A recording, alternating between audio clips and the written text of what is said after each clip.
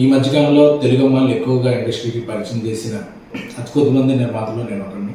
రేష్మ, ఆనంది, మానస, ప్రియాంక జావల్కర్, వైష్ణవి చైతన్య, ఐశ్వర్య, కుషిత వీళ్ళందరినీ ఇప్పటివరకు ఇంట్రడ్యూస్ చేయడం, వర్క్ చేయడం జరుగుతుంది. అలాగే నెక్స్ట్ రాబోతున్న సినిమాలో హారిక, ఇలా ఒక 8-9 మంది అమ్మాయిల్ని పరిచయం చేశారు. అలాగే ఈషా రెబ్బా, ప్రియా వడ్లమాని, ఈ మధ్య ఇనయ్య, ఇలాగా ఆల్రెడీ ఇంట్రడ్యూస్ అయిన ఒక 4 అంటే 12-13 అమ్మాయిలతో నా కెరీర్లో నేను పనిచేసింది 80% తెలుగు అమ్మాయిని.